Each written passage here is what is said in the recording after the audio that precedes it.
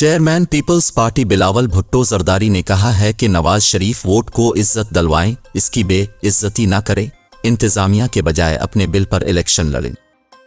क्वेटा में press conference के दौरान बिलावल भुट्टो जरदारी ने कहा कि कुछ लोग समझते हैं कि बादशाह की तरह मुल्क में आओ, दरबार में सबकी हाजिरी लगवाओ और इलेक्शन की हवा बनाओ, लेकिन सारी कोशिशें करने के बावजूद उनकी हवा नहीं बन रही।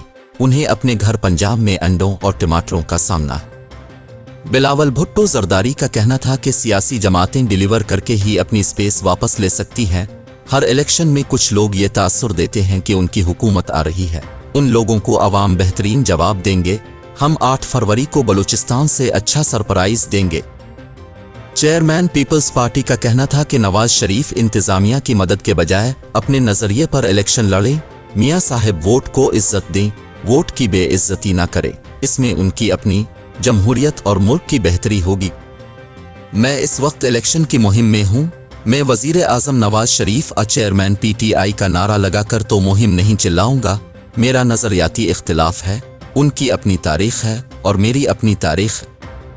उनका कहना था कि लेवल प्लेइंग फील्ड का बाकी जमातों का मुतालबा हालात के मुताबिक है, लेकिन पीपल्स पार्टी तो हर दौर में सबके लिए लेवल प्लेइंग फील्ड का मुतालबा करती रही है। पाकिस्तान में नई सियासत लाने का वक्त है। दुश्मनी की सियासत पाकिस्तान के लिए मुनासिब नहीं। मैंने कभी तकसीम, नफरत और गालम गलोह की सियासत नहीं की।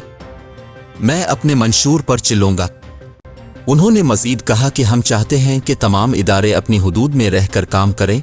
हमारा मुकाबला किसी के साथ नहीं है, हमारा मुकाबला महंगाई, गुर्बत और बेरोजगारी से।